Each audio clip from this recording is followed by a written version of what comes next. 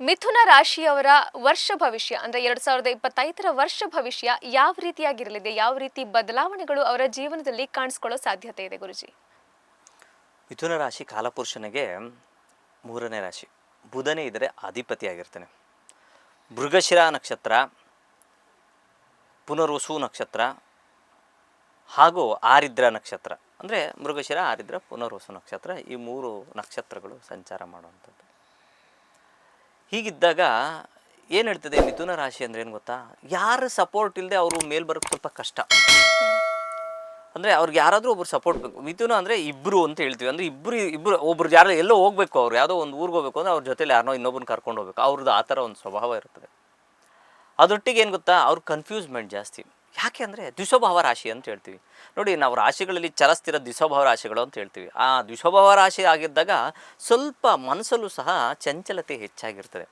ಅದರೊಟ್ಟಿಗೆ ಏನಾಗುತ್ತೆ ಅಂದರೆ, ಈಗ ತಾತ್ಕಾಲಿಕವಾಗಿ ಗುರು ಅಂದರೆ ಜನವರಿ ತಿಂಗಳಿಂದ ಮೇ ತಿಂಗಳ ತನಕ ವ್ಯಯದಲ್ಲಿ ಸಂಚಾರ ಮಾಡ್ತಾನೆ. ವ್ಯಯ ಅಂದರೆ ಧರ್ಮ ಕಾರ್ಯಗಳಲ್ಲಿ ಖರ್ಚು ಹೆಚ್ಚು. ಅದೇ ರೀತಿ ಏನು ಹೇಳ್ತದೆ, ದಶಮದಲ್ಲಿ ಮಾರ್ಚ್ ತಿಂಗಳಲ್ಲಿ ದಶಮದಲ್ಲಿ ಶನಿ ಮಹಾತ್ಮರು, ಭಾಗ್ಯದಲ್ಲಿ ರಾಹುವಿನ ಸಂಚಾರ, ತೃತೀಯದಲ್ಲಿ ಕೇತುವಿನ ಸಂಚಾರ.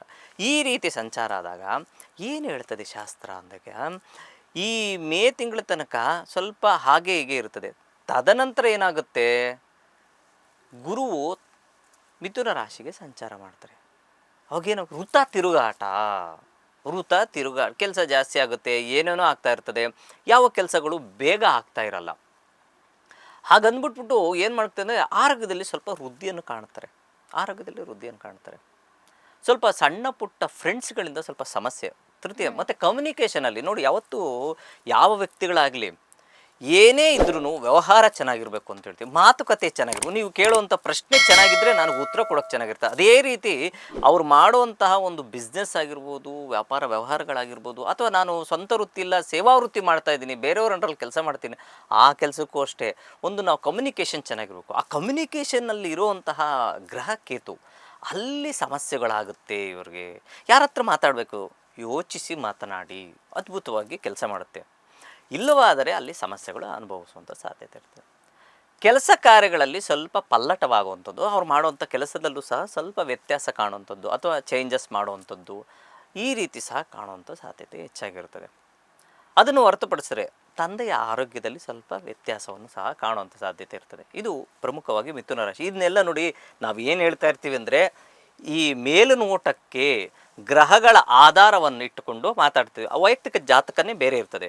ಅವರು ಒಳ್ಳೆ ಒಂದು ಶುಭ ಯೋಗದಲ್ಲಿ ಹುಟ್ಟಿರ್ತಾರೆ, ಆದರೆ ಗ್ರಹ ಸಂಚಾರ ಗೋಚಾರದಲ್ಲಿ ಬೇರೆ ಇರ್ತದೆ. ಅಥವಾ ಅವ್ರಿಗೆ ಒಳ್ಳೆ ಒಂದು ದಶಾಭುಕ್ತಿಗಳು ನಡೀತಾ ಇರ್ತದೆ, ಅದರ ಆಧಾರದ ಮೇಲೆ ಇರ್ಬೋದು. ಅವರ ಜಾತಕ ಗೊತ್ತಿರಲ್ಲ, ನಾನು ಯಾವುದೋ ಒಂದು ಹೆಸರಿಟ್ಟಿರ್ತೀರಿ, ಅದು ಮಿಥುನ ರಾಶಿ ಇರ್ತದೆ, ಆದರೆ ಅವ್ನು ಹುಟ್ಟಿರೋ ಟೈಮಲ್ಲಿ ಮಿಥುನ ರಾಶಿ ಆಗಿರಲ್ಲ. ಆಗ ನಾವೇನು ಹೇಳ್ತೀವಿ, ಸಾಮುದ್ರಿಕ ಶಾಸ್ತ್ರವನ್ನು ಮೊರೆ ಹೋಗಬೇಕು, ಅಥವಾ ಕವಡೆ ಶಾಸ್ತ್ರದ ಮೊರೆ ಹೋಗಬೇಕು, ಅಥವಾ ತಾಂಬೂಲ ಶಾಸ್ತ್ರದ ಮೊರೆ ಹೋಗಬೇಕು. ಈ ರೀತಿಯಾದಂತಹ ಮೊರೆ ಹೋದಾಗ ಖಂಡಿತವಾಗ್ಲೂ ಅದು ನಿಖರವಾದಂತಹ ಪ್ರಶ್ನೆ ದೊರಕುವಂಥ ಸಾಧ್ಯತೆಗಳು ಹೆಚ್ಚಾಗಿರ್ತದೆ. ಓವರಾಲ್ ಹೇಳಬೇಕು ಅಂದರೆ, ಮಿಥುನ ರಾಶಿಯವರು ಸ್ವಲ್ಪ ಯೋಚಿಸಿ ವ್ಯವಹರಿಸಿದ್ರೆ ತುಂಬ ಒಳ್ಳೆಯದು. ಸರಿ ಗುರುಜಿ, ಇನ್ನು ಯಾವ ದೇವರ ಮೊರೆ ಹೋದ್ರೆ ಇವರಿಗೆ ಶುಭ ಫಲ ದೊರಕುತ್ತೆ ಅಂತ?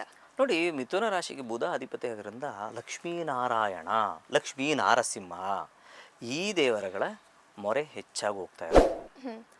ಅದರೊಟ್ಟಿಗೆ ಸ್ವಲ್ಪ ಗುರುವಿನ ಅನುಗ್ರಹ ಕಮ್ಮಿ ಇರೋದ್ರಿಂದ ಗುರುಗಳ ಆರಾಧನೆ, ರಾಘವೇಂದ್ರ, ದತ್ತಾತ್ರೇಯ, ಸಾಯಿಬಾಬಾ, ಗಣೇಶ, ಈ ರೀತಿಯ ಒಂದು ಆರಾಧನೆ ಮಾಡ್ಕೊಂಡು ಹೋಗ್ತಾ ಇದ್ರೆ ತುಂಬ ಒಳ್ಳೆಯದಾಗುತ್ತೆ.